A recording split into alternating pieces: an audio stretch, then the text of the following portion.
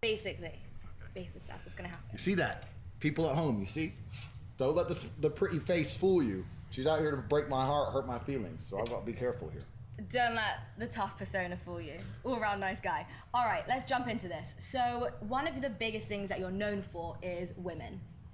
And it's 9:30 in the morning. We're talking about chicks. We're talking about chicks. I'm happy to do it. Because, look, one of the first things that really confused me about you when we met was the fact that you're not a one-woman man. Okay, that's... Okay, so these girls... Okay. Girls in general, what they do is, when they're interested in you, they're going to immediately go, why are you not, in a monogamous relationship? They're going to question that, right? Because, you have to follow a feminine primary frame, or what are you doing? It's not completely true. Explain. It's not completely true.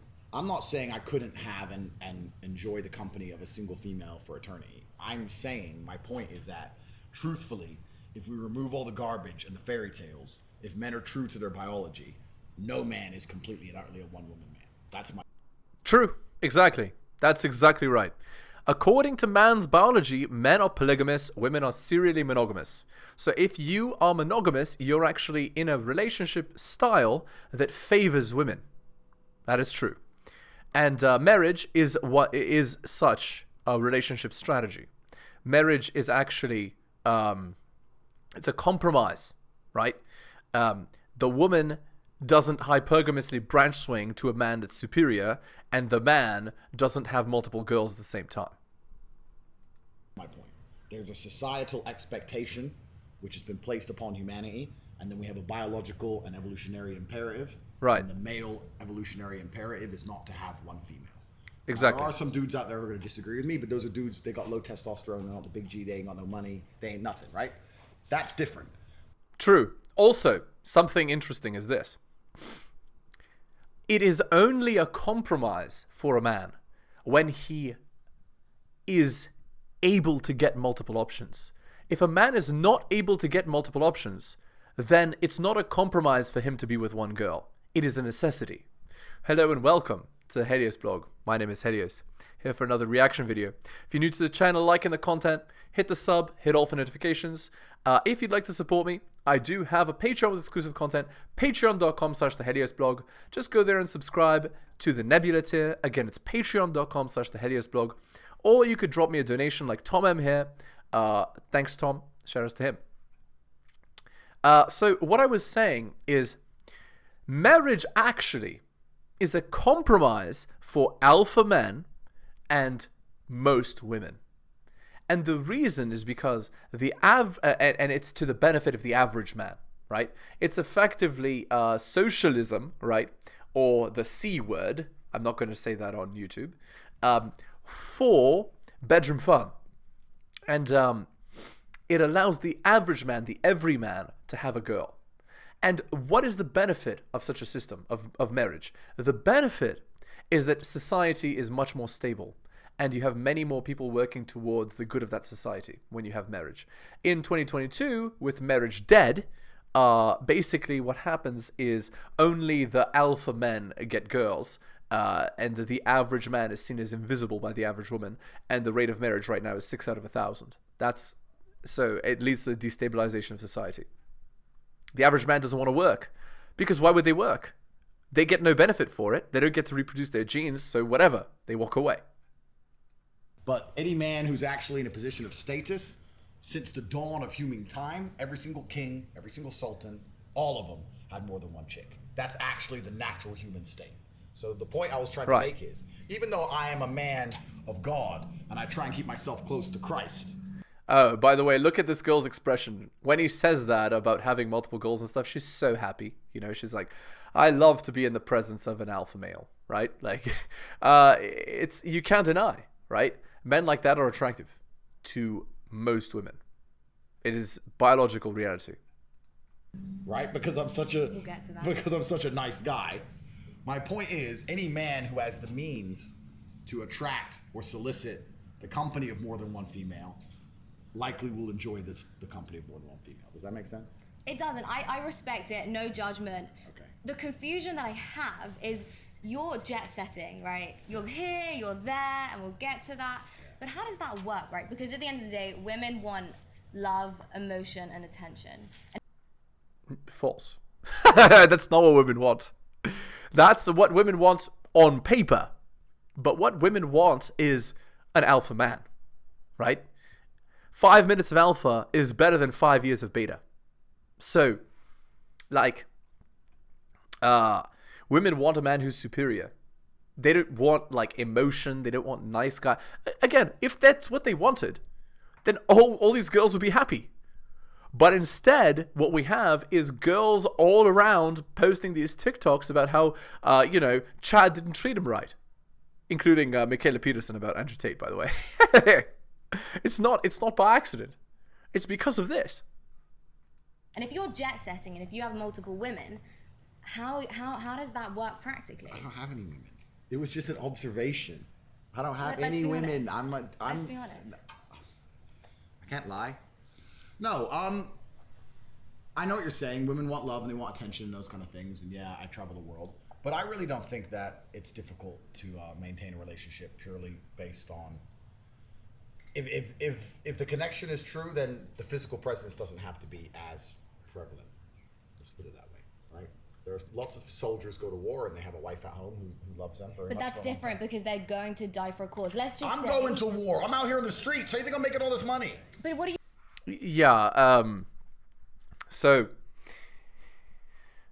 here's the idea.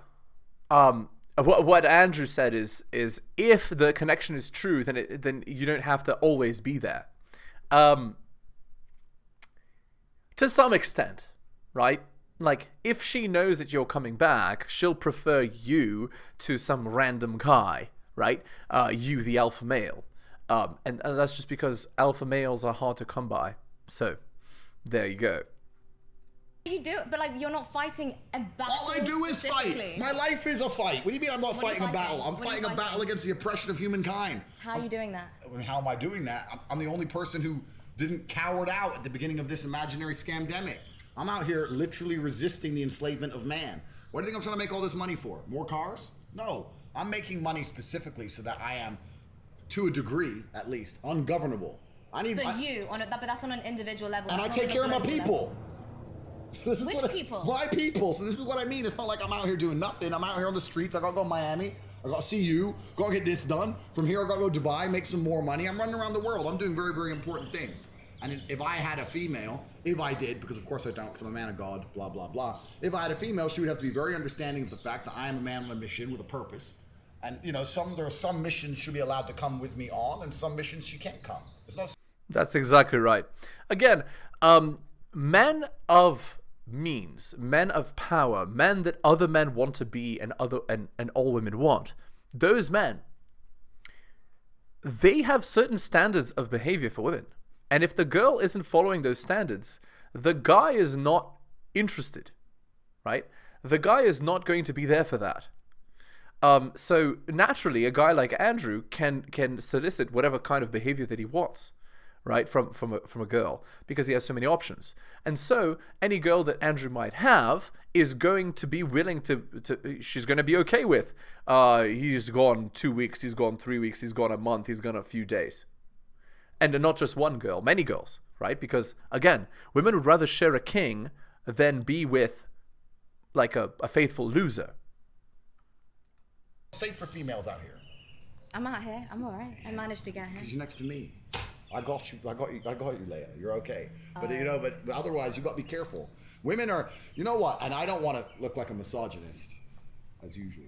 Misogyny is okay to a degree. Okay. What degree? Let me know. Give me a number out of 10. Oh, there we go. So again, when these girls say the M word, when these girls say the M word, what they're talking about is men just acting like men, right? It's not bad for men to be masculine. It's just bad for men who are who are inferior in their eyes to themselves to act masculine. Because when those men do act masculine, they take their shot. You know, they try to go for the girl. They try to get her. They try to, you know, seduce her and stuff. And she doesn't want a guy who's below her. All right, let's read this article here. The Crying Game. Not Kerry Bradshaw made an observation in last week's post I wanted to riff on a bit. So by the way, this is Rollo Tomasi, just look him up. A conclusion I've come to in the past couple of years is a woman crying gets support while a man crying gets shunned. Only to an extent. A crying woman will elicit support and sympathy from men if she is young and beautiful. Otherwise, she's just an irritation that needs to be quieted. A crying woman will elicit support and sympathy from women only if she belongs to the same tribe as the woman offering support and sympathy. Will a crying old lady get any sympathy from a girl not in a tribe? Not so much. Men are not biologically predisposed to crying, not as much as women anyway, so when they do, no one really knows how to respond, particularly if it's in front of strangers and the reason for his tears is not clear at all. Admittedly, this is a very rare occurrence, usually when a man has mental issues or is having a breakdown. Normally, men cry in front of family, very close friends, people whom they trust implicitly, or in front of medical emergency personnel. So don't think he'll be shunned in those circumstances, especially if it involves death or loss of something very important to him. Since 2010, I can think of only 3 instances when I broke down and cried. My father's death, my wife's younger brother dying suddenly at 39, and the loss of one of my best dogs. It's not because I'm some unfeeling badass that nothing affects. I think it's more about what moves me, or any man, beyond that threshold. I'm pretty good at holding back that lump in my throat from crossing the line. Since inception, part of the package feminization sold men about getting in touch with their feminine sides, including the encouragement of boys learning to be in touch with their emotions and crying more often. It was part of their quote-unquote sensitivity training, and they were acculturated to believe that women would appreciate them more for their honest tears. You'd think guys who'd learned to cry on demand would have it made, right? Well, here's NCB's comment, which is a response to Hero's observation. A conclusion I've come to, So, a woman crying is still biologically valuable. This is the response.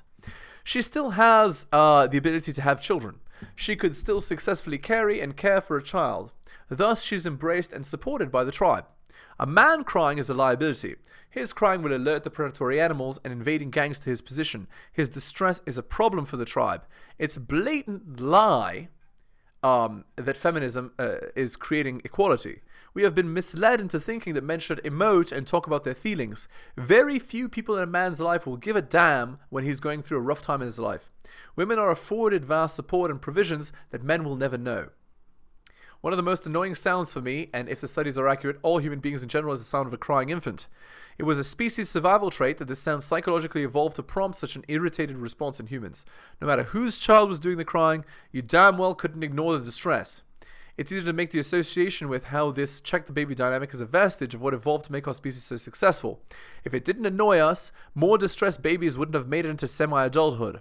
However, once we pass a certain stage of development, overt emotional displays diverge drastically for us by gender. Graphic displays of emotionalism are a sign of weakness in proto-human tribal societies.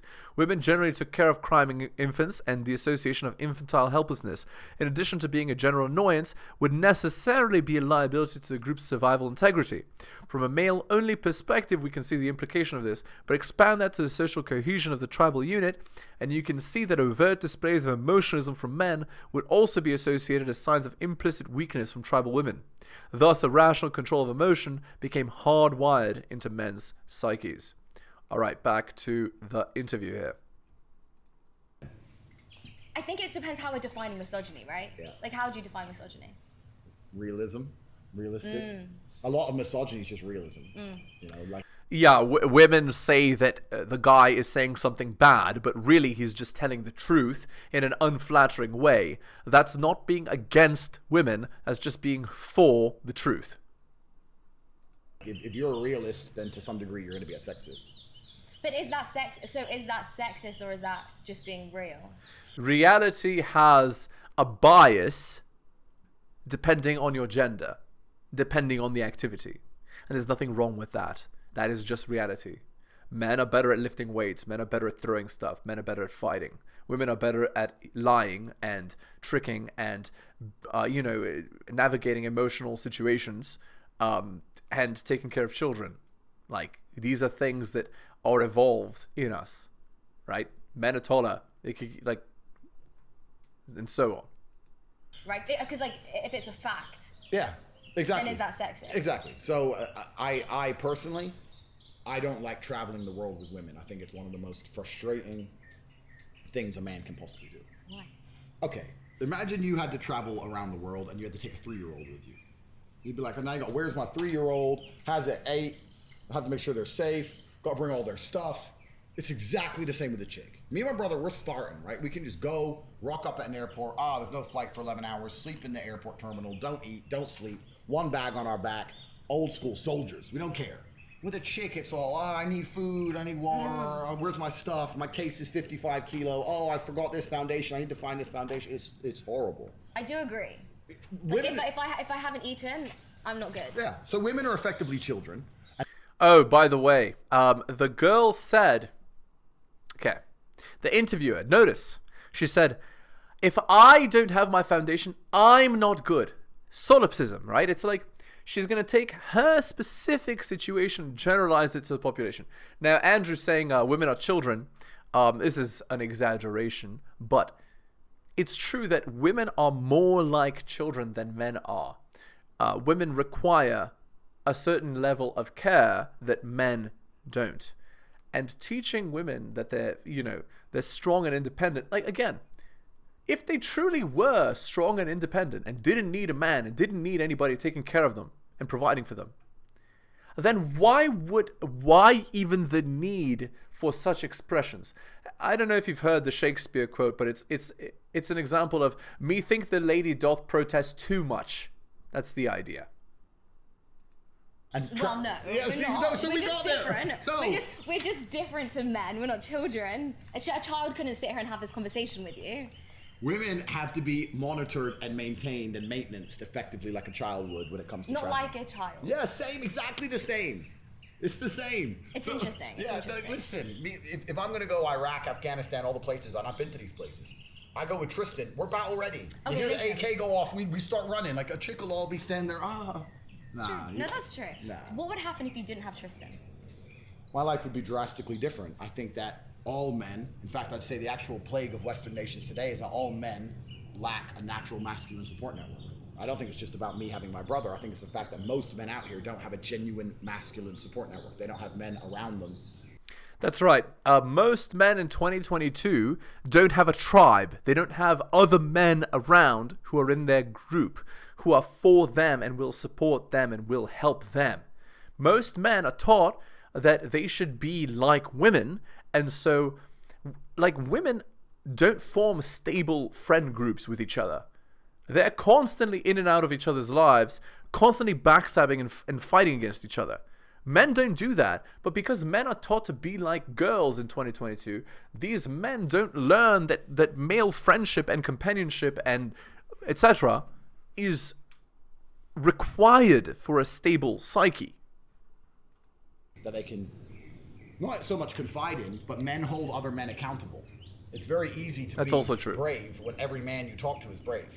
And it's very hard to be brave if none of the men you speak to are brave. But what would you do if you didn't have Tristan? Well, then I'd have to get a masculine support network outside of Tristan, which I've already done and created myself. So it does exist. But by the way, that's why you need to go to martial arts, right? Because martial arts heavily skews towards men that will keep you accountable. Men that work hard and fight and struggle and endure pain, and you can look up to and be held accountable by those men. It's an easy way to get a masculine support network. Do some kind of hobby that is very masculine leaning, and there you go. An easy support network. Well, not easy. First, you have to be, integrated into the tribe, right? You have to be allowed into the group. But then, like, men in general, they're like this. First, they're kind of stonewall towards you, and then it's acceptance, right? That's how it goes. I don't think it would completely change who I am, but certainly having my brother was important in my formative years, because if somebody didn't like me or something didn't like me, it didn't matter, because me and my brother, we didn't care. We're big, we're hard to kill. It doesn't matter if you like us, right? So One of the things I like about you is that you didn't come from money. correct. And so you're very real. Thank you. My pleasure. I'm gonna take that as a compliment. Thank you. You are real. Thank you. You did a video where you were like, I'm out camping. I don't need all the luxury. I don't need all this ambiance. Yeah. So people don't know that. So talk to me about that.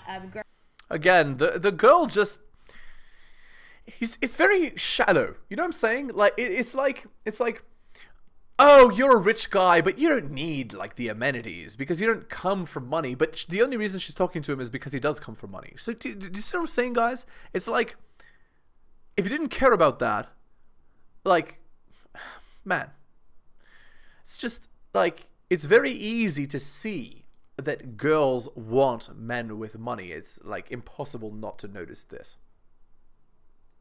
Growing up, was it Luton you were born? No, so I was born in Washington, D.C. Oh, America. Yeah, and I left when I was 9, and I grew up on a council estate in Luton. In Luton. Yeah. You grew up on a council estate in Luton. Council estate in Luton, yeah. And from the ghetto. Yeah, that is the ghetto. That is the English ghetto. So Yeah. Talk to me about that though. What was that like? And how long were you in that kind of situation? Yeah, so I left America when I was around 9, and I lived in Luton until the age of 26-ish. Oh wow, till you were 26. Yeah, a long time, yeah. But I was kickboxing, right? My fight gym was there, and I was fighting from there before I finally managed to get out. But I grew up in a council estate in Luton, and I'm so thankful for it. The best possible thing that can happen to somebody is to be born broke and become rich. If you're born rich, life's terrible. If you're born broke and you stay broke, life's terrible. But to be born broke and become rich is a beautiful thing. Because truthfully, money really isn't all that interesting. What's interesting about money is thinking back to all the times you had no money. Accurate. It's the hero's journey. Have you heard of, if you've never read The Hobbit, right? So The Hobbit by Tolkien, the actual name of the story is There and Back Again, A Hobbit's Tale by Bilbo Baggins, right? So the idea is, he is nothing, starts off as nothing, goes on the grand adventure, and then goes back. But he's changed because he's gone through the hero's journey. The hero's journey is what Andrew is describing. The being broke, the having nothing, the going from nothing to something, and then appreciating what you have accomplished based on what you had in the past. I love to go spend $25,000 for dinner, not because the money. $25,000 for dinner. All the time, yeah. All the time. We're in Miami. Where you been? Great places, but I'm not putting down 25k for dinner. Because Look at her expression, right? She's like, oh my God, you can spend that much money? You're suddenly so much more interesting to me. Also notice no wedding ring on her finger. So what is the purpose of this girl's podcast? It's to find a rich man to marry. But these rich men have so many options, they'll never marry. They'll never marry a girl like her. She's too much of an attention seeker. Hilarious, yeah? you're a chick. The females don't pay anything for anything. They don't, in Miami, they don't pay anything. Yeah. Unbelievable. But it's anyway. women don't have to pay, right? But there's certain places you can definitely do that. And the point is, the food isn't worth it. And it's not worth 25 G's, but the whole fun of it is just thinking back to when you never had 25 grand in your life. I never had any money in my savings account. I was completely flat broke. So it's the juxtaposition that makes it interesting. There's no light without dark. So I love the fact that I was poor. Those are some of the, in some ways, they were some of the happiest times of my life. Life was simpler back when I was poor. I'm not going to buy into more money, more problems. I'm not going to say that being rich isn't fantastic, because it certainly is. However, when you're broke, you have a very simple, singular focus, which is, well, it should be just to make more money. But now my focus is more spread out, because I really do not need to make more money. That's the one thing I do not need more of. Interesting. All right. That's wise advice by Andrew. If you don't have money, then the advice is get more money. There you go. Interesting. All right. On to the Reddit post. My ex wants to be friends. This is again from Relationship Advice. My ex wants to stay friends with me and states that she, quote unquote, she's not closing the door because there could be a future between us. All while being open to being in new relationships. I'm struggling to understand the feelings she has, and I'm here feeling as though I'm cheating on her. She said she doesn't want to break contact, but she never texts me. I sent her a message stating that I, quote unquote, could not handle seeing her on my Snapchat knowing that she's talking to other men. You told me that you could talk to me but have not reached out in a week when I'm over here struggling to keep from sending you a good morning text message. Like, guys, we're not out here staying friends. What the girl is saying is, I want to sleep with Chad, and at the end of the rainbow, I'm going to go back to you. That's what she's saying.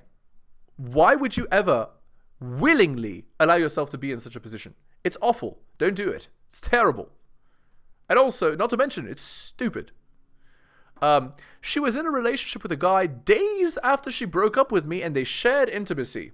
I mean, what more needs to be said? She then texted me on Thanksgiving asking me for advice and needing someone that she could speak to and count on because we share a connection. She shared details with me and I asked as well. She stated, quote unquote, I do not regret my decision, but I do feel used. Again, guys, like, what more needs to be said? It's just so disrespectful. I don't know what to tell you guys. Extremely disrespectful of the girl to say something like this. I call this beta torture, by the way. Because what she's doing is she's torturing a beta male. She's torturing the guy by constantly reminding him of, like, how much of a failure he is, right? And it's, frankly, disgusting. Sorry, guys. I'm just adjusting my overlay here so it can be a bit better. All right. I think that's better. Okay. I want to get her back. But I feel like if she never texts me, I'll just have thoughts of the intimacy that she had with another man almost as soon as we separated. I feel lost and broken, and I need someone to help me to navigate my anxiety and get back on the horse. I want to end myself. It's over a girl, and I feel weak. Yeah. So, guys, never, ever let this be you. If she had intimacy 2 days after you broke up, it means the intimacy is going on for the whole time. End it. Because you will never get any closure. All that will happen is you'll get tortured. And she's keeping you around because she knows that you're the loser that will save her from her bad decisions later. Don't be that guy. Alright, here's the 300 upvotes. Sounds like you're a backup plan for her, to be honest. Succinctly and eloquently stated. Alright guys, we're going to end the video there. Again, if you're new to the channel, liking the content, hit that sub, hit all for notifications. If you'd like to support me, I do have a Patreon with exclusive content. It's called patreon.com/theheliosblog. Just go there and subscribe to the Nebula tier. Again, patreon.com/theheliosblog. You could also drop me a donation like Tom M here. Shout outs to him. Again, guys, thank you so much for listening, especially if you took the time to listen to the end of the video. I really do appreciate it. You guys are wonderful, and I will see you next time.